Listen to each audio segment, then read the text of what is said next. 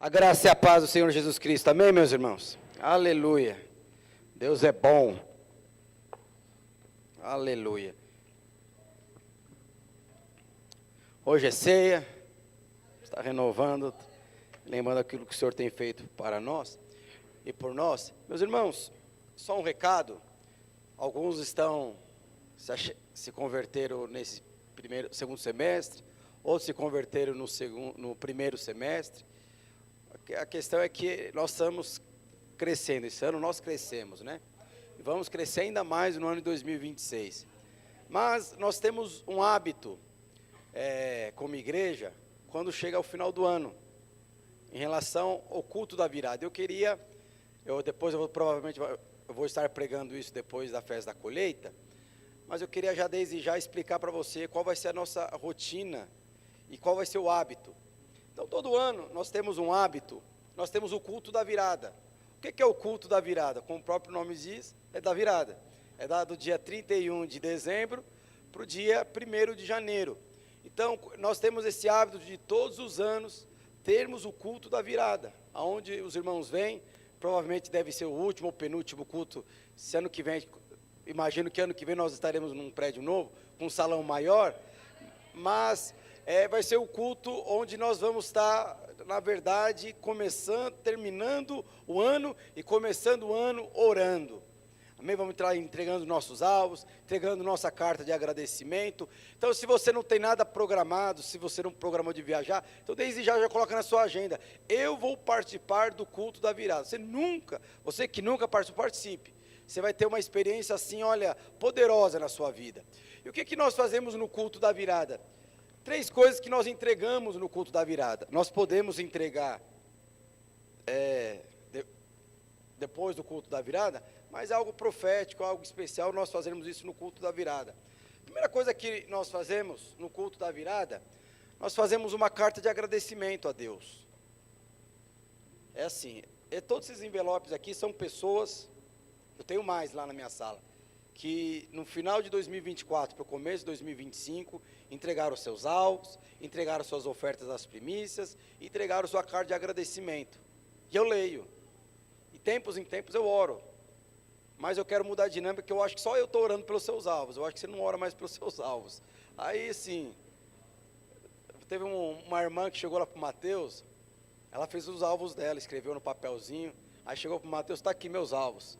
Agora a responsabilidade é sua de gerar esses alvos. Não, deixa eu te falar, se você não tem encargo pelos seus alvos, assim, quem que vai ter?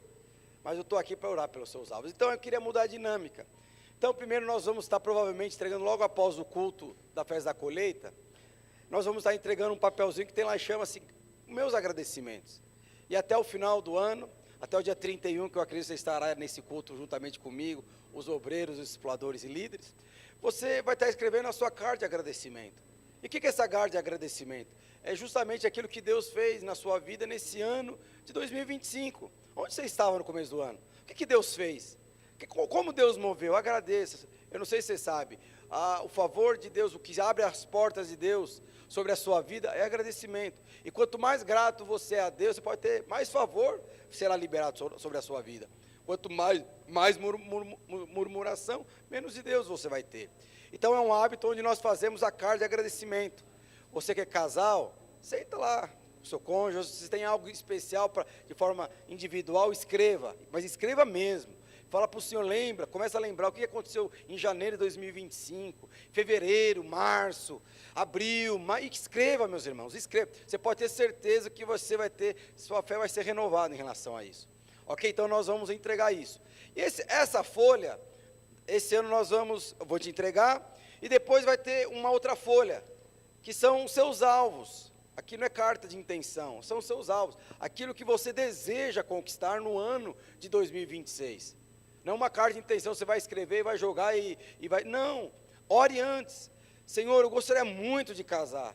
Senhor, eu tenho orado por tanto, por uma casa própria. Senhor, eu tenho orado para quitar. Eu tenho orado por uma questão profissional. Eu tenho orado aqui pela multiplicação da minha célula. Nós temos geralmente três áreas onde nós colocamos nossos alvos, que são alvos familiares, alvos profissionais e alvos ministeriais. Coloca, Senhor, esse ano eu quero abrir a minha casa para que seja uma célula. Esse ano eu oro para que eu me torne um líder de célula. Esse ano eu oro pela conversão. Coloque e ore em cima desses alvos, ok? E nós vamos entregar isso aqui, e vamos entregar juntamente com essas 3 folhas, esse envelope onde nós entregamos a nossa oferta das primícias. A oferta das primícias justamente já fala, na verdade são ofertas que nós damos, que é referente a uma gratidão, uma atitude de fé, em relação àquilo que nós vamos receber no ano seguinte.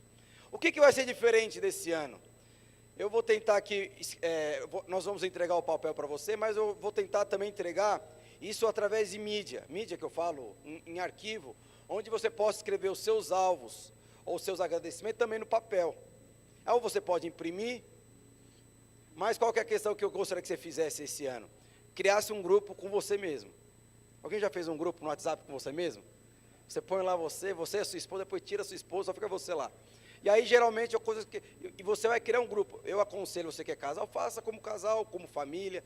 E nesse grupo você vai colocar alvos para o ano de 2026. Esse grupo é seu só, não é mais de ninguém.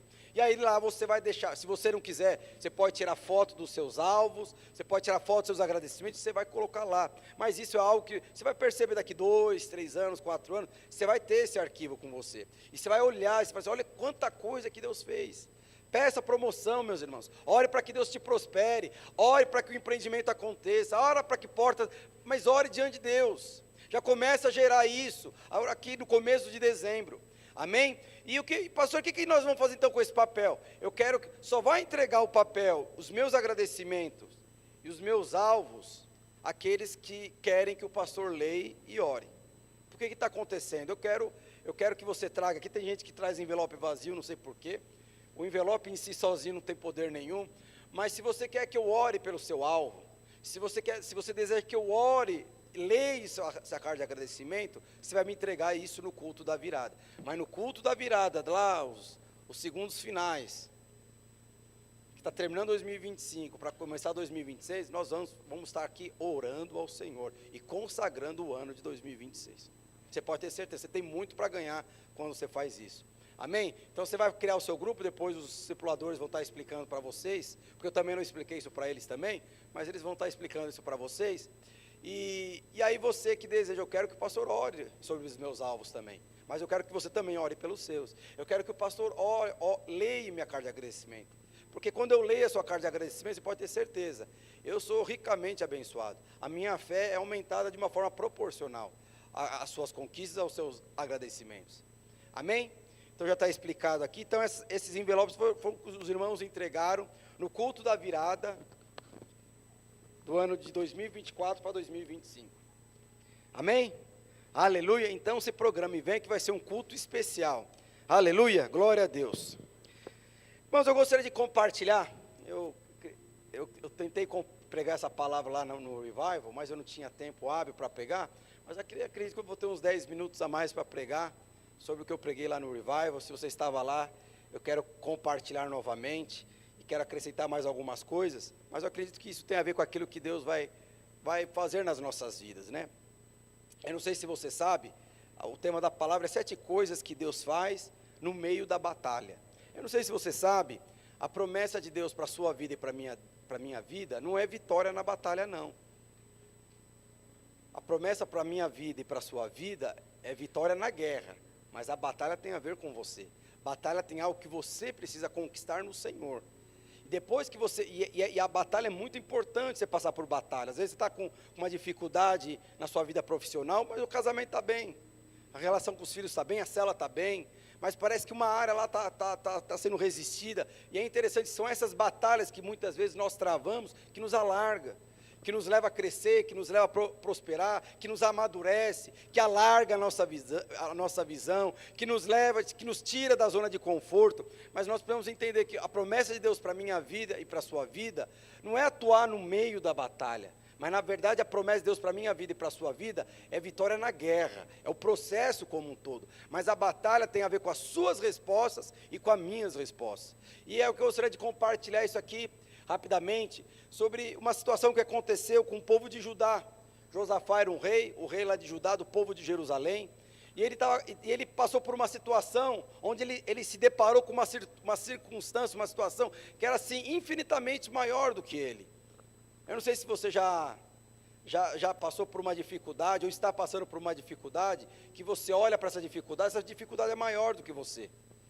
É crise financeira, por mais que você ore, por mais que você busque ao Senhor, parece que essa crise financeira não tem fim, ela é maior do que você. Parece que a crise que você está passando é maior do que a promessa de Deus na sua vida. Parece que aquilo que você está passando, sim, o que você tem é insignificante, o que você tem não é o suficiente para você passar por aquela dificuldade, por aquela crise. Às vezes você pode estar passando crise financeira, crise no casamento, o casamento está lá para ser destruído, você não tem mais expectativa, não tem mais esperança, porque assim, a dificuldade é muito maior daquilo que você tem. Mas é nessa hora que Deus quer agir na sua vida, é nessa hora que Deus vai se mover na sua vida, e acredite em mim, isso é uma batalha que eu e você precisamos aprender a lidar. E é nesse momento de batalha, onde você está lidando com uma circunstância, uma situação que é maior do que você, que Deus vai, de alguma forma, liberar uma palavra sobre a sua vida, e você no final você vai perceber o Senhor te dando a vitória sobre a guerra e não sobre a batalha. Amém? Eu gostaria que você abrisse a sua Bíblia lá em 2 Crônicas, capítulo 20, verso 15 até o 20, vamos ver se até o 20. Povo de Judá e moradores de Jerusalém, o rei Josafá, prestem atenção, escutem isto que o Senhor Deus diz, não se assustem, não fiquem com medo deste enorme exército. Alguém já ficou com medo de um enorme exército? O que é o exército aqui? Alguém aqui já ficou com medo de ser mandado embora? Alguém já ficou aqui com medo de não realizar o sonho? Parece que o pesadelo é maior do que o sonho. E o Senhor está falando assim, olha, não fique com medo desse enorme exército. Meus palavras está falando, realmente a dificuldade é maior do que você. Realmente a pressão é maior do que as suas forças físicas. Mas o que o Senhor está falando? Não tenha medo, e nem fique desesperado, e nem fique desanimado. Ele continua, pois a batalha não é contra você, mas contra mim. Amanhã vocês atacarão quando eles vierem pela subida. Vocês se encontrarão com eles no fim do vale, que dá para o deserto de Jeruel. Quando os encontrarem, vocês não precisarão lutar. Fiquem parados ali e verão como o Senhor Deus salvará vocês. Povo de Judá, os moradores de Jerusalém, não se assustem, não fiquem com medo, e marchem contra os inimigos amanhã. Pois eu, o Senhor, estarei com vocês. Verso 19, e aí os levitas que eram verso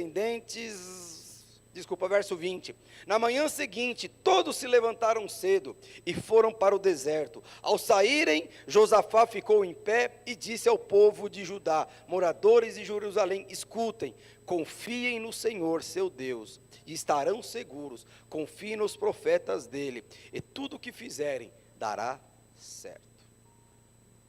Meus irmãos, como eu falei para você, ali foi uma situação onde o rei do povo de Judá, era o povo de Jerusalém, eles estavam com uma dificuldade muito grande, com muito medo, porque era assim, não era se vai acontecer, nós vamos morrer, nós vamos ser mandados embora, eu vou ser demitido, a minha empresa vai falir, a minha empresa vai, é isso que estava acontecendo, não é questão se vai chegar um momento que isso vai acontecer, e quando todos os dias vão se passando, eu estou ficando mais perto da minha empresa falir, do meu casamento ser destruído, da minha liderança acabar, de parar de frutificar, isso vai acontecer, é esse o pensamento do rei de Judá e o povo de Jerusalém, e aí a palavra de Deus fala que o Senhor vem, o profeta vem e fala com o rei de Judá e com o povo de Jerusalém.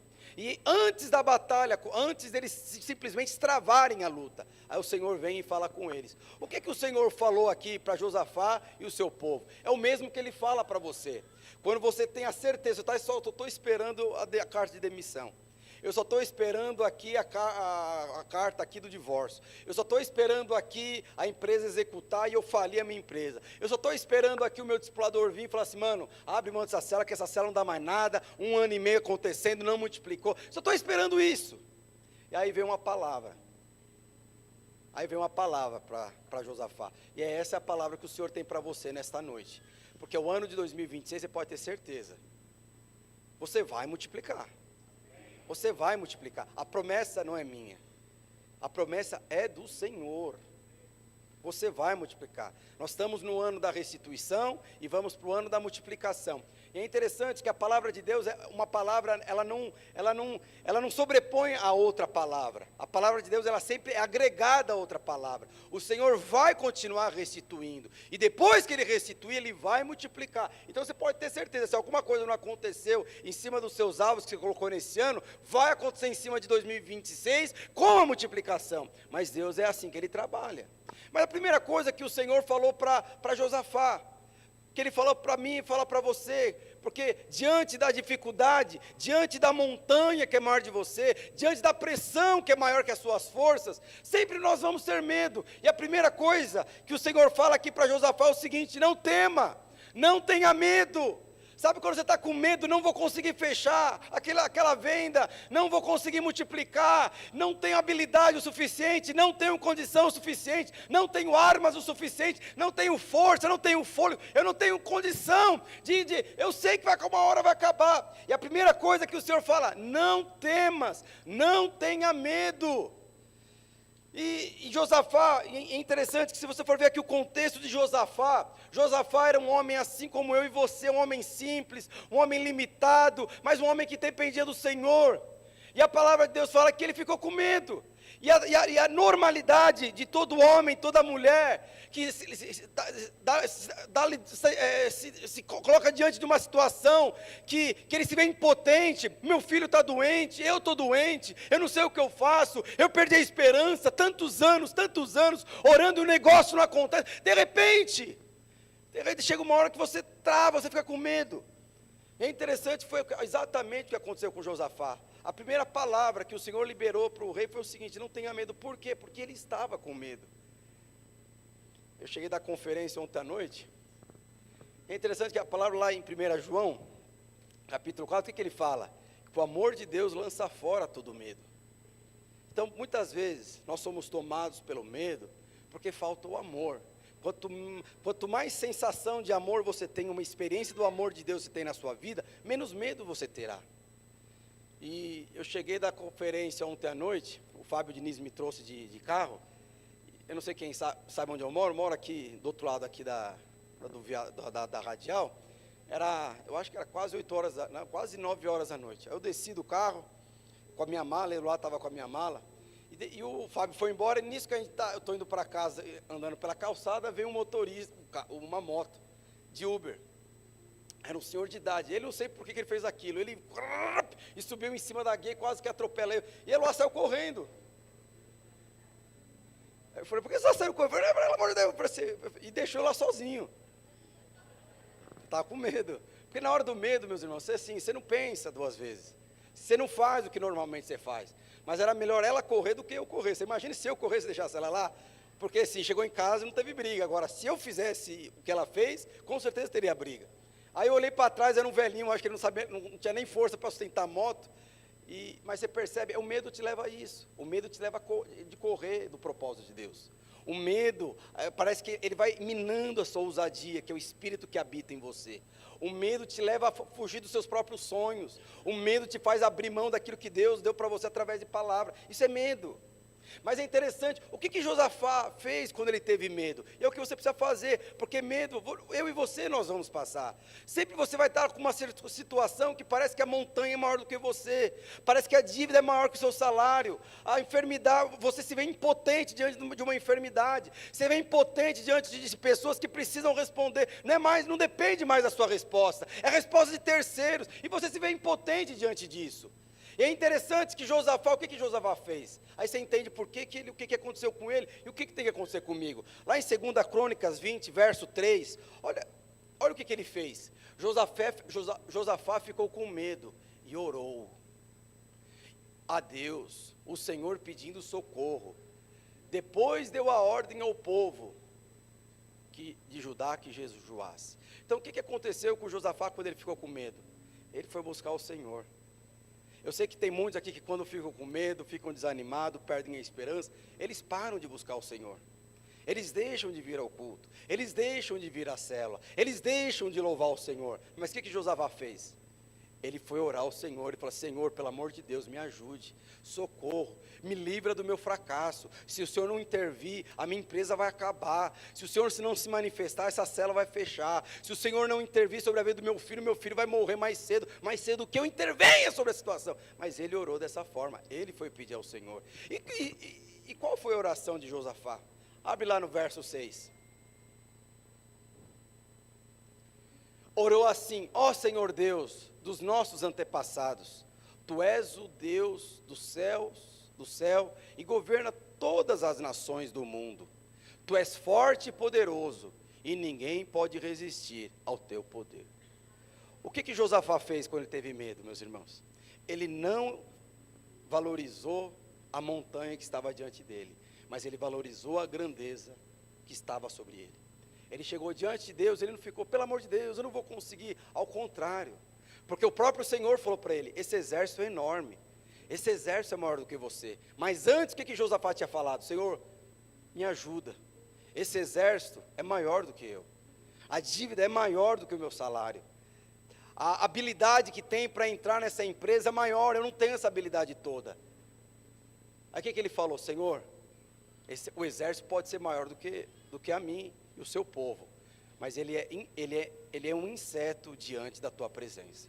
E Josafá, ele começou a engrandecer o poder e a grandeza de Deus. É isso que nós devemos fazer quando nós temos medo e estamos passando por uma dificuldade. Entre no seu quarto e não fique lá murmurando, meditando e valorizando a montanha que dá diante de você. Valorize o poder de Deus que pode operar através de você, e faça como Josafá fez. Senhor, só Tu é poderoso. Se o Senhor não intervir, a empresa vai falir.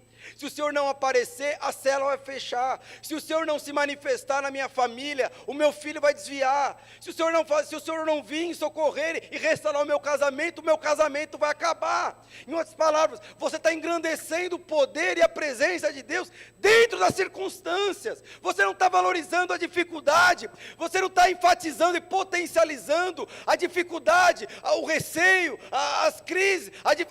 Simplesmente você estava fazendo o quê? Engrandecendo o poder de Deus. Foi isso que Josafá fez. Por isso ele não foi tomado de medo. Por isso ele conseguiu. Mas nós precisamos fazer isso. Essa experiência que todo homem, toda mulher de Deus precisa ter diante de um desafio. E você pode ter certeza, tem desafio que é maior do que você. Tem desafio que é maior do que a sua habilidade. Tem desafio que é maior que a sua conta bancária. Mas deixa eu te falar, não se abata, não fique potencializando, não fique verbalizando, falando constantemente que a montanha é maior do que você, que a dívida é maior daquilo que você pode, que é maior que a sua capacidade financeira. Simplesmente chegue diante do quarto com o seu cônjuge, com os seus filhos, e fala: o Senhor é grande, o Senhor é poderoso, o Senhor pode. Se é grande para mim, é insignificante para o Senhor diante do teu poder, e esse poder está liberado a mim. Faça o que Josafá fez. Essa foi a primeira palavra. E qual foi a segunda palavra? A segunda palavra foi a seguinte: não desanimes. Primeiro, não tenha medo, e depois não desanime. Por que ele falou não desanime? Porque tempos em tempos ele estava passando por guerra. Tempos em tempos eram as pessoas querendo se levantar contra o povo de Jerusalém. Tempos em tempos era alguém que queria matar Josafá. Alguém aqui já ficou desanimado? Está conversando, aí você tem um seu discípulo: não faz isso. Ele faz. Aí você fala: não faz isso, você faz. Não, dá uma cacetada, a gente não faz isso. Mas que dá vontade de dar. Alguém tem filho que você fala: não vai por esse caminho, e ele vai por aquele caminho. Fala assim: não vai pela esquerda, e ele vai para a esquerda. Aí você fala: vamos mudar a tática, vou falar então para ele ir para a direita. Vai para a direita, aí ele vai para a esquerda. Sabe, deixa eu te falar uma coisa. Uma pessoa, isso é muito ruim para um empresário que está lá para empreender e contrata funcionário, e quer ajudar o funcionário não se ajuda. Isso cansa, meus irmãos, isso desanima. O que é o desânimo? É quando você está lutando a mesma luta há muito tempo. Porque o desânimo é o contrário do medo. O desânimo você está abrindo mão, porque eu não aguento mais. Eu perdi já a esperança. Não é questão de medo. Eu estou cansado. Eu não aguento mais ficar falando a mesma coisa. Aí o que o Senhor falou, não desanime. Eu sei que é mais uma batalha. Eu sei que é mais uma luta. Mas não desanime. Não desanime. E é interessante, abre lá em Salmos capítulo 18, por que ele falou não desanime? É interessante que você vê isso na mesma coisa na vida de Davi, porque geralmente o desânimo vem porque nós colocamos a expectativa no cônjuge, nós colocamos a expectativa em algum membro da igreja, nós colocamos a expectativa na economia, nós colocamos a nossa expectativa em um parceiro, em um sócio, mas as pessoas vão falhar. Olha só o que fala lá em Salmo 118, Salmo 118, verso 8 e 9. Desculpa.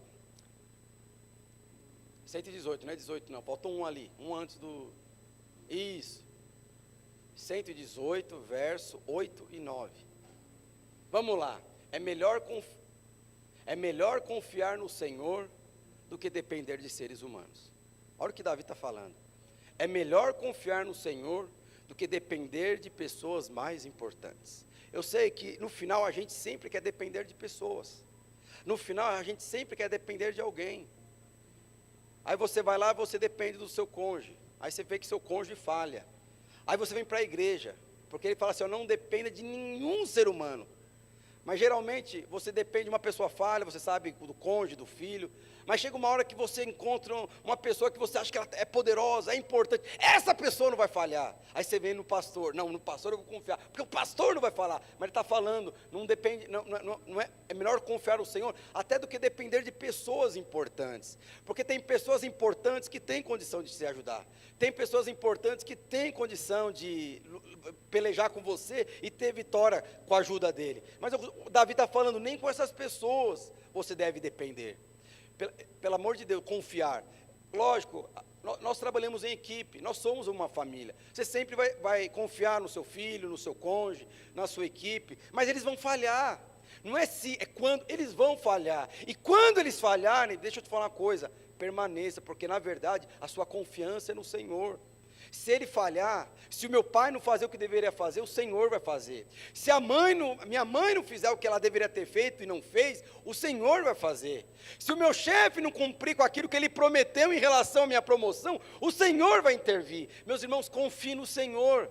Por isso que o Senhor estava falando para Josafá, não desanime. Eu sei que você está travando batalhas, e no meio da batalha os seus discípulos foram embora. O seu exército foi embora, ninguém está a favor de você, mas permaneça, não desanime. É interessante, esse é o Salmo 118, o que fala, põe lá na RA, 118 verso 1, rendei graças, olha como começa esse Salmo 118, rendei graças ao Senhor, porque Ele é bom e porque a sua misericórdia dura para sempre. Para quem que nós devemos render graça, meus irmãos? Ao Senhor. E quem que tem misericórdia que dura para sempre? É o Senhor. Assim começou o Salmo 118. Mas como que termina também o Salmo 118? Vai lá no final, no verso, eu acho que é 29 isso. Rendei graças ao Senhor, porque Ele é bom e porque a sua misericórdia dura para sempre. Você entendeu? Por que nós desanimamos? Porque muitas vezes nós confiamos e vamos ter que confiar.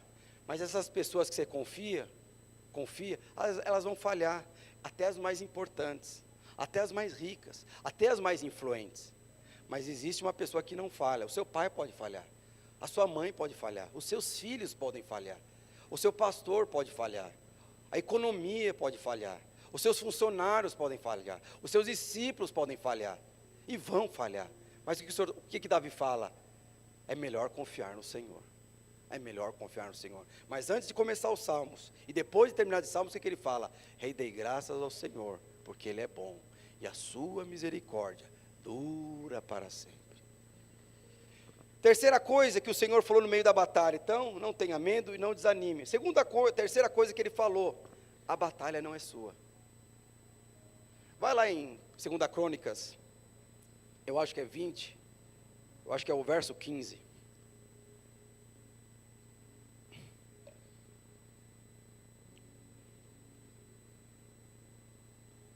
Segunda Crônicas 20.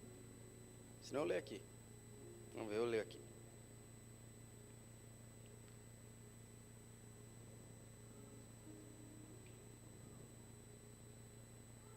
Verso 15, o que ele fala? NTLH, coloca lá. Não se assustem.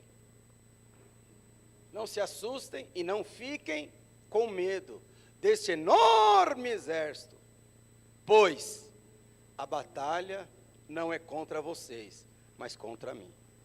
Deixa eu te falar, quando você se converteu, o Senhor colocou um sonho e um propósito dentro de você. É a grandeza dele. E a grandeza, ela é maior do que eu sou. É maior, muito infinitamente maior do que aquilo que você pode conquistar. E é interessante que é porque você aceitou o Senhor Jesus, que vai ter exércitos enormes que virão contra você. Contra o seu casamento, contra as suas finanças, contra os seus sonhos pessoais. Mas o Senhor sempre vai te lembrar. Tudo isso não é por você, é por mim. Não é contra você, é contra mim. E quando você sabe que a batalha, que na verdade o que você está enfrentando não é a sua batalha, mas é a batalha do Senhor, isso te tranquiliza. Porque como o Senhor fala, se Deus é por nós, quem será contra nós? O Senhor não está falando que nós não vamos passar por dias maus. Mas o que o Senhor está falando? Por eu ser contra você, não existe ninguém que é maior do que mim. Por isso, se alguém é contra você, se eu sou por você, ninguém é contra você. Vamos ter dia mau, vamos ter dias de lutas, mas nenhuma luta será maior do Deus que você serve. Por quê? Porque na verdade, a batalha é do Senhor, a batalha não é sua. Por isso que ele fala assim, não fique com medo, porque isso não pertence a você. Não fique desanimado, porque a luta não é sua, a luta é minha. É interessante, abre lá em 1 Samuel, 1 Samuel 17, 47 fala o seguinte,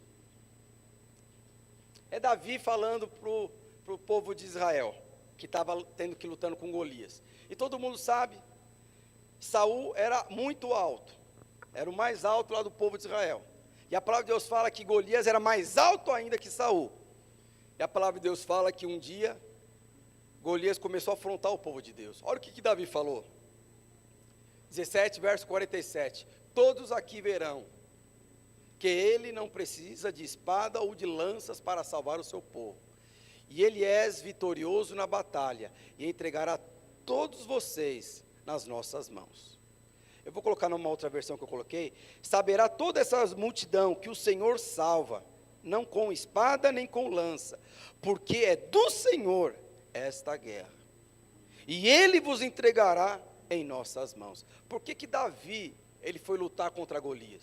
Porque na verdade a batalha ou a guerra não era de Davi, era do Senhor. E porque a batalha era contra o Senhor, Davi tinha certeza que ele seria vitorioso. Porque a luta é contra o nosso Deus e não contra mim, essa é a certeza da vitória. Então todas as vezes que o inferno se levanta contra você, porque você aceitou, porque você confiou, porque você decidiu ajeitar a sua vida por conta de um propósito, você pode ter certeza, o Senhor, ele sempre vai te dar vitória. Aí o que o Senhor falou? Você hoje está levantando, você não está se levantando contra mim. Eu sei que você tem mais 3 metros de altura. Eu sei que você é mais alto do que eu. E eu não vou vir contra você contra lança e nem com espada. Porque você na verdade, você está desafiando o Deus Todo-Poderoso. E é Ele que vai me dar a vitória. É o Senhor que vai cortar a sua cabeça e vai colocar a sua cabeça nas minhas mãos. Era o que o Senhor de alguma forma estava falando para Josafá. Não tenha medo. Porque a resistência que você está passando não é porque você quer empreender, é porque eu estou no seu empreendimento. Ou a resistência que você está tendo no seu casamento, não é porque você tem um sonho e a economia está ruim para todo mundo, não, é porque eu estou no seu casamento. O inferno não está se levantando contra você, o inferno está se levantando contra a minha presença, que habita dentro de você. E você pode ter certeza, eu vou trazer salvação para você. E aí depois ele continua, e é interessante que, abre lá em Crônicas 20, 22, é interessante que Crônicas, que Josafá ele faz algo assim, que geralmente as pessoas não fazem, não valorizam. Como a batalha era de Deus, era Deus que ia falar como que nós iríamos, que nós deveríamos lutar. Olha só o que ele fala. Todos eles começaram a cantar e dar louvores, pois o Senhor emboscava contra os filisteus, contra os filhos de Amon e de Moabe, e os do monte Seir, que vieram contra José, e foram desbaratados. O que eles fizeram, meus irmãos? Eles levantaram alguma espada? Eles levantaram alguma lança? Eu sei que, na verdade, quando você percebe que o Senhor é por você, você precisa entender quais são as armas que nós precisamos usar para vencer uma guerra. E a palavra de Deus fala que a nossa guerra não é contra carne nem sangue, mas é contra principados e potestades. E como que nós vencemos principados e potestades? Não é faltando ao culto, não é chegando tarde ao culto, não é ficando desanimado e falando que não vai dar certo. Isso é artimanha de gente que não conhece o Senhor, é gente que não percebeu que as nossas bênçãos não estão nas regiões celestiais. O que o Senhor fala? O que ele falou aqui? Vocês vão louvar o Senhor. E quando vocês louvarem ao Senhor, o que a palavra de Deus fala? E quando eles louvavam ao Senhor, o Senhor foi fazendo emboscada, Ele foi matando cada inimigo, Lembra que isso aqui, a guerra não havia ainda acontecido. Eles estavam com medo, eles estavam esperando a morte, que era iminente, eles vão morrer. Mas antes da morte vir, o que o Senhor falou? Vão louvar o Senhor. Deixa eu te falar, eu sei que tem coisas, eu já preguei sobre isso, eu não sei o que eu falo mais para você. Se você não valoriza o louvor, você pode ter certeza, dificilmente você vai chegar ao final da sua guerra sem algum tipo de perda. Porque a nossa vitória é quando nós glorificamos a Deus, não quando nós glorificamos o inferno e seus demônios, quando se levantam contra nós. E como você glorifica a Deus? Louvando ao Senhor. E é interessante que a palavra de Deus fala que quando eles louvavam, o próprio Senhor ia matando soldado por soldado. Lembra daquele salmo que fala, enquanto você dorme, o Senhor te prospera? É isso aqui. E a palavra de Deus fala, todos eles começaram a cantar e dar louvores, pois o Senhor emboscava contra os filhos de Amon e os Moabe. Quarta palavra que o Senhor falou, posicione-se. O que é posicionar-se, meus irmãos? É você crer. O que é posicionar? Creia. Porque nessa hora sempre vem uma pessoa que fala assim, olha, desiste, não vai dar certo não. Michel, abre mão disso. Érica, para com isso, volta lá para a sua terra natal. Marcelo, não vai dar certo não. Olha o tamanho do negócio, de novo. O que o Senhor falou para Josafá? Posicione-se. O que é se posicionar, meus irmãos? É você permanecer em fé. Lembra que ele falou para o povo lá no final? Creia, creia, creia. Se posicionar não é você retroceder. Posicionar é você continuar na sua posição que o Senhor pediu para você posicionar. Creia, creia, creia, creia. Falta do horário. Aí depois vem a quinta palavra que ele fala. Permaneça na sua posição. Primeiro ele fala, se posiciona. O que é se posicionar? Eu creio. Porque eu creio, eu não vou faltar a célula. Porque eu creio, eu não vou deixar de participar daquela reunião, mas antes eu vou para o meu devocional. Eu vou acordar antes todo mundo na minha casa e vou colocar um louvor. E vou declarar a grandeza de Deus na minha vida, na minha família, no meu empreendimento e na minha célula. Isso é posicionar, isso é crer. Eu não vou aqui mais declarar a grandeza do exército que está contra mim. Eu vou declarar a grandeza do poder de Deus. Isso é o seu posicionamento, é crer. E das suas palavras vão sair o quê? Fé. E aí depois o que ele fala? Permaneça na sua posição. O que é permanecer na sua posição? Permanecer na sua posição é descansar. É você saber que o inimigo está se levantando, mas da mesma forma que ele está se levantando, ele vai cair. Aí no verso 17 é que ele fala, permaneça na sua posição. Não é passividade, mas é uma atitude de você confiar em Deus. Lá em Efésios capítulo 6, verso 3, fala o seguinte, portanto, tomai toda a armadura de Deus, para que possais resistir o dia mau, e depois de terdes vencido tudo, permaneça inabalável. Por que você tem que permanecer Lembra que eu falei para você no começo? O Senhor não prometeu vitória na batalha, Ele prometeu a vitória da guerra. Mas durante a batalha você precisa se tornar inabalável. Porque ele fala, vocês vão vencer tudo. Ele se levantou contra os seus filhos, caiu. Ele se levantou contra o seu casamento, caiu. Se levantou contra o seu ministério, a sua liderança, caiu. Se levantou contra o seu empreendimento, caiu. Porque ele está falando, o que é a sua posição então? De descanso. E é interessante falar, coloca a armadura aqui, fala de batismo, fala de você emergir. É o poder de Deus para se defender e para atacar.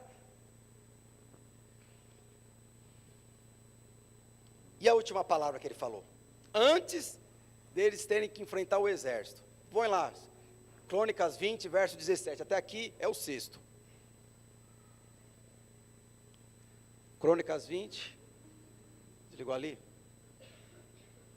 Não temas, nem assustais. Nesse encontro não tereis de pelejar. Nessa luta que ele está falando, você não vai ter que lutar. Imagina, o inimigo está contra você, o que o senhor está falando? Você não vai ter que lutar. É uma coisa incoerente? É ou não é incoerente? A luta é minha. Não tereis que pelejar, tomai a posição, ficai parado e vede o quê? O salvamento. Quem está falando? Você vai ver o Senhor.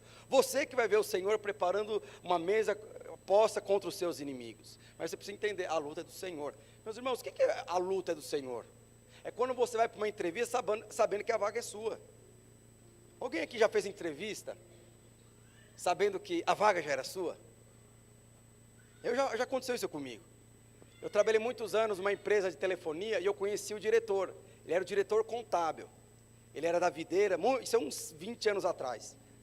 Eu era analista contábil júnior. E eu lembro que eu fui fazer uma entrevista e ele soube que eu tinha saído da Sucos Del Valle. Trabalhava na Sucos Del Valle. E hoje foi vendido para Coca-Cola, se eu não me engano. Eu estava lá desempregado, eu saí um pouquinho. Aí eu falei, seu Fábio está desempregado? Ele não é contador? Nossa, eu sou diretor lá da Telefônica e tal. Fala para ele mandar o currículo dele para mim. Que eu vou contratar ele. Ele não perguntou o que eu sabia fazer. Ele falou, manda que eu vou contratar ele. E meus irmãos, eu mandei meu currículo. Sabe o que estava no meu currículo? Nome, idade, qual a sua experiência, eu ajudo minha mãe em casa, eu lavo, assim, eu lidero alguns adolescentes na igreja, esse era o meu currículo. Aí eu fui fazer entrevista. Aí quando eu fui fazer entrevista, o cara começou a perguntar coisas técnicas, sabe fazer isso? Às vezes, talvez, pode ser, eu tenho grande força, disposição. O que você acha que aconteceu depois da entrevista? Eu não fui contratado. E o que você acha que aconteceu com o cara que fez a entrevista comigo? Ele foi mandado embora. Ali foi a gota d'água, porque o diretor falou assim, eu quero ele. Ele não contratou. Passou 2 meses depois, Fábio, vai ter uma outra vaga, e vão te chamar para fazer a entrevista. Algo que ele falou para mim, aquela incircuncisa que está te resistindo, caiu. Eu nem sabia, depois eu fiquei sabendo depois. Aí eu fui fazer na entrevista, o mesmo currículo, com a habilidade, ajudar a mamãe a lavar a louça. Lidera 5 adolescentes na célula de sábado. Essa era a minha experiência curricular. E eu lembro que eu entrei na entrevista, aí o cara já olhou assim para mim, já deve ter visto a história lá. Eu vi meu currículo, estava assim. Ele só olhou assim para mim e falou assim, você conhece o Oswaldo? Eu falei, conheço. Ah, então tá bom. Aí colocou no currículo, Oswaldo. Pronto, aí começou a entrevista. Nossa, você viu o jogo do Corinthians ontem? Você viu? Nossa, em que time você torce? Você mora nessa região? Desde quando você mora? Seu pai veio do Nordeste, tal. Então, muito boa a entrevista. Aí o que aconteceu comigo? Eu fui contratado. Por quê, meus irmãos? É quando você entende, a batalha é minha. Quando ele fala que a batalha é dele, meus irmãos, o que ele está falando? Não existe outra opção para você senão a vitória. Por isso que ele fala, não fique com medo. E eu fui resistido, meus irmãos. E aí, quando eu entrei nessa empresa, o pessoal não queria me passar serviço. É filhinho do Oswaldo, tal, não sei o que, eu não falava nada. Aí ele falou assim, aí eu fiquei sabendo depois, que uma outra pessoa foi mandada embora. Eu falei, Fábio, tem uma outra incircuncisa ali que eu já também eliminei. Mas deixa eu te falar uma coisa, você precisa entender. A batalha do Senhor. Aí o que ele fala? Eu vou dar o salvamento. Vocês vão ver com seus olhos a salvação. Lembra tudo isso. A guerra não começou ainda. O exército inimigo tinha se levantado. Estava indo para enfrentar o rei Josafá e o seu exército. Mas antes disso o Senhor só falou, não tema, não desanime, a batalha não é sua, vai louvar, eu vou dar o salvamento e vocês vão permanecer, e vocês vão ver. E eles viram. Aí o que é interessante, que o Senhor dá uma palavra poderosa, é sempre amanhã, porque é sempre para testar a sua fé. O que Ele falou? Não assusteis, amanhã, vocês vão sair ao encontro, porque o Senhor é convosco. Quando que é o amanhã? É segunda-feira, meus irmãos. Fala para mim, segunda-feira é o dia mais difícil para acordar, é 2 dias que está de folga, trabalhando, tal, não sei o quê. É amanhã, é segunda-feira. Amanhã, você vai agora contra o seu... Então, você percebe o que aconteceu no amanhã?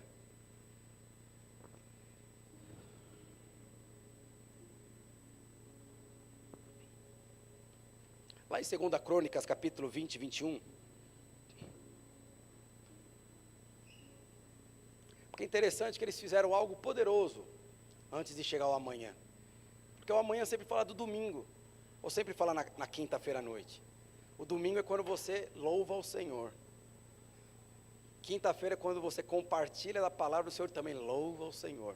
É sempre o amanhã, ou é na sexta, ou é na segunda. Mas o que aconteceu? Aconselhou-lhes com o povo e lhe ordenou cantores para o Senhor, que vestidos de ornamentos sagrados, e marchando à frente do exército, louvassem a Deus, dizendo, lembra lá no Salmo 118? O que estava lá no Salmo 118? Rendei graças ao Senhor, porque Ele é bom, e a sua misericórdia dura para sempre. O que eles falaram no domingo? O Senhor falou que amanhã de manhã nós vamos acordar e vamos enfrentar aquela entrevista, e vamos enfrentar os clientes, vamos enfrentar aquela resistência. Mas o que eles fizeram antes? Eles foram louvar o Senhor. O que eles louvaram? O que eles falaram? Dizendo, Rei, dei graças ao Senhor, porque a sua misericórdia dura para sempre. Deixa eu te falar, é muito importante. Como eu falei para você, eu não sei o que eu faço mais. Eu já preguei sobre isso, mas existe uma ferramenta, que quando você ergue ela, quando você desfruta dessa ferramenta, o inferno é inoperante contra você. E quanto mais você louva, mais os seus inimigos caem diante de você. Mas infelizmente as pessoas chegam atrasadas para o louvor, chegam na sala, não querem louvor, está com vergonha. Meus irmãos, eu lembro uma vez que a minha filha, ela estava na UTI, e com diagnóstico lá, todo mundo sabe, eu acho que era de câncer. E eu lembro que a gente foi para o hospital, e ela chorava, eu falei assim, para de chorar. Ela chorava que estava até desidratada. E eu lembro que não tinha, a gente foi ceiar, não tinha suco de uva, a gente ceia com suco de laranja e tal, mas de repente, depois da ceia, Eloá chegava era aquelas UTI que fica, é uma estrutura que você está sendo preparado para ir para a UTI. E eu lembro que Eloá, simplesmente, ela levantou as mãos, era uma cama do lado da outra, dividido por cortina, eu não sei quem já ficou nisso aí. E a Eloá começava a louvar o Senhor, e ela louvava e eu ficava com vergonha. Olha só, eu com vergonha. E ela louvava, e eu falei assim, Eloá, o povo aqui vai, não, eu tenho que louvar. E louvava o Senhor, e louvava. Aí chegou uma hora, eu falei, quer saber de uma coisa? Eu vou louvar também. E louvei, comecei a louvar naquele leito que estava esperando. Eu sei que no final, porque aí o diagnóstico era de leucemia, lá a questão lá da Valentina. No final do processo, chega o pediatra e fala assim, mãe, pode ir embora. O que aconteceu com a Valentina é inexplicável. Todos os diagnósticos eram para ser isso, mas não é nada disso. Vai para casa, é só Deus para explicar isso, e louve ao Senhor. Você percebe, meus irmãos, era uma montanha que estava diante de mim, estava diante de você. Agora deixa eu te falar, quem é maior? É você ou a montanha? A montanha ou o Senhor? Engrandeça o maior, engrandeça quem tem mais poder. E quem tem mais poder não é o diabo, e também não é você, é o Senhor. E aí, era para o dia seguinte. Então aqueles estavam no domingo, louvando ao Senhor. Então deixa eu te dar um conselho. Vem para o culto mais cedo que eu falo, antes do louvor. E quando você vê aqui os instrumentos aqui dedilhando, é que nem no exército. Você sabe, eu fui para os legendários, sim. Eles dão um comando que você já sabe que tem que se preparar, tal, não sei o que. Assim, quando eles estão aqui se dedilhando, preparando, ensaiando para o louvor, o seu espírito já está em ebulição, porque você vai tocar na sua vitória. Você vai liberar o Senhor a lutar por você, contra as batalhas que você tem enfrentado. E é interessante que tem louvores, meus irmãos, que a gente gosta. Mas muito mais do que os louvores, é aquilo que a gente canta nos louvores. E é interessante que esse negócio, Rei, dei graças ao Senhor, porque Ele é bom e a sua misericórdia dura para sempre. Foi o que Davi cantou quando trouxe o tabernáculo para o povo de Jerusalém. Foi Moisés também cantando esse louvor. Eu gostaria que o pessoal do louvor subisse, e para nós encerrarmos, lembra que o Senhor falou? Eu vou salvar vocês. Vocês vão ver o que eu vou fazer diante dos seus olhos. Eu vou preparar uma mesa diante dos seus inimigos. Mas amanhã, vocês vão se encontrar com esses incircuncisos. Amanhã vocês vão lá contra o exército do Deus vivo. E aí, para nós encerrarmos, Crônicas capítulo 20, verso 24. Aí eu quero te contar o que aconteceu, que é o que eu creio que vai acontecer com a sua vida. Tendo Judá chegado ao alto, que olha para o deserto, lembra? Tudo isso aconteceu, porque um exército enorme estava vindo enfrentar Josafá. O que Josafá estava esperando? A morte, porque aquele exército era maior do que ele. Aí o Senhor fala, não tenha medo, não desanime, a batalha não é sua. Você vai ver o meu salvamento diante dos seus olhos. Mas amanhã, quando vocês acordarem, vocês vão enfrentar esse exército. O que aconteceu? Chegou a segunda-feira, de manhãzinha. Eles acordaram, louvaram o Senhor e foram fazer exatamente o que o Senhor foi. E quando eles chegaram no alto monte, qual foi a surpresa deles? E tendo Judá chegado ao alto, que olha para o deserto, procurou ver a multidão. Eis que eram corpos mortos, que jaziam em terra, sem nenhum sobrevivente. O que aconteceu? Enquanto eles louvavam, lembra que nós falamos? O Senhor estava desbaratinando todo o exército. Quando eles chegaram para lutar, o que aconteceu? Eles ficaram assustados. Os concorrentes foram embora. Só tem eu agora, para a vaga. Eu fui promovido, fui sorteado, ganhei na loteria, ganhei. Todos os inimigos estavam mortos. Aí continua. Vieram Josafá e o seu povo para saquear os despojos, e acharam entre os cadáveres riquezas em abundâncias, objetos preciosos, tomaram para si mais do que podiam, e levaram 3 dias para saquear o despojo, porque era muito. O que aconteceu com eles, meus irmãos? Um dia antes, eles estavam ali se despedindo, ô Lorde, amanhã a gente vai morrer, ixi, amanhã eu vou ser demitido. O que aconteceu no dia seguinte? Eles ficaram ricos, foram promovidos, a injustiça caiu por terra, todos os inimigos, aqueles que se levantaram contra, caíram. Aí continua ainda, ao 4º dia, se ajuntaram no vale da bênção, onde louvaram ao Senhor, por isso chamaram aquele lugar de vale da bênção, até o dia de hoje. Então voltaram todos os homens de Judá e de Jerusalém, e Josafá, à frente deles, tornaram para Jerusalém com alegria, porque o Senhor os alegrara com a vitória sobre os seus inimigos. Acabou a guerra, o Senhor deu o quê? A vitória na guerra. Lembra que eu falei para você? O Senhor não promete vitória na batalha, Ele promete a vitória na guerra. O que é batalha aqui, meus irmãos? Batalha aqui é na sua mente. Por isso o Senhor não pode trabalhar essa batalha com você. Você que precisa decidir confiar no Senhor. Você que precisa decidir desfrutar do amor de Deus e que esse amor remova todo o meio da sua vida. Você que não pode sair da sua posição de descanso e não tomar decisões com base na ansiedade e preocupação. Você que precisa fazer isso. Essa é a forma de nós vencermos as nossas batalhas, é no campo da mente, é simplesmente crescendo em fé, e no final o que o Senhor vai fazer? Ele deu a vitória sobre a guerra. Vieram para Jerusalém, harpas, trombones, para onde que eles foram? Para a casa do Senhor, eles foram para a igreja, eles foram para a cela, e é nessa hora que você tem que ir para a cela e falar, vocês não sabem, quinta-feira passada eu estava pedindo oração, porque eu ia ser mandado embora. Eu só não fui mandado embora, como fui promovido. Vocês não sabem, eu estava com aquele diagnóstico, de aquela doença, aquela doença terrível. Acabou, o exame falou que não tem explicação. Olha, eu estou orando aqui para que Deus reverta a minha situação financeira, eu não sei o que aconteceu. Reverteu. Você não estava aqui semana passada. Meus irmãos, nós precisamos aprender a guerrear quando a guerra é do Senhor. Nós precisamos aprender a vencer as batalhas nas nossas mentes. Porque com uma batalha vencida na sua mente, a vitória na guerra é certeza. Gostaria que você se levantasse. Verso 29. Veio da parte de Deus o terror sobre todos os reinos daquelas terras, quando ouviram que o Senhor havia pelejado contra os inimigos de Israel. Assim, o reino de Josafá teve paz, porque Deus lhe dera repouso de todos os lados. Quem está passando por algum tipo de batalha? Nós estamos para o ano de 2026. Você vai fazer os seus alvos. E eu desafio você. Não coloque alvos que tem a ver com o seu tamanho. Coloque alvos que tem a ver com o tamanho de Deus. Mas antes ore.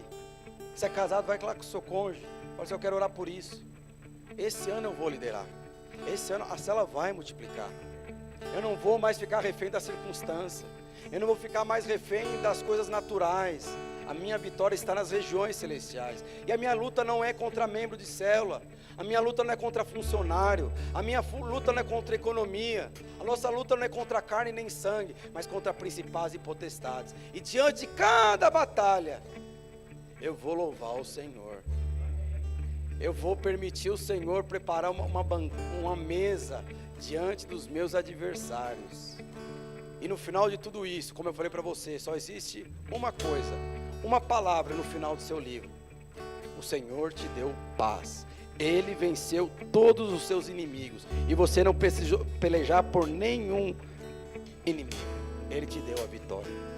Gostaria de louvar o Senhor antes de nós ceiarmos, mas que isso venha a ser uma prática a partir de agora na sua vida. Eu estou te dando o caminho da vitória. O mundo não pode ensinar isso. Por quê? Porque isso é divino, isso é sobrenatural. Tem coisas que é muito importante você aprender com um coach, mas no que tange o propósito, a palavra de Deus, você não tem condição. Nós não temos condição, mas o Senhor tem. E agora você vai louvar o Senhor. É o louvor da sua vitória. Amanhã, é amanhã. Amanhã pode ser daqui um mês, amanhã pode ser o ano 2026. Eu não sei qual é a sua batalha, mas amanhã você vai se levantar. Mas antes de você se levantar, você vai se encher de fé, você vai se encher de alegria, você não vai sair da sua posição de descanso, você não vai deixar de louvar o Senhor, de buscar o Senhor, você não vai deixar de congregar o Senhor, porque você sabe que a sua vitória está nele.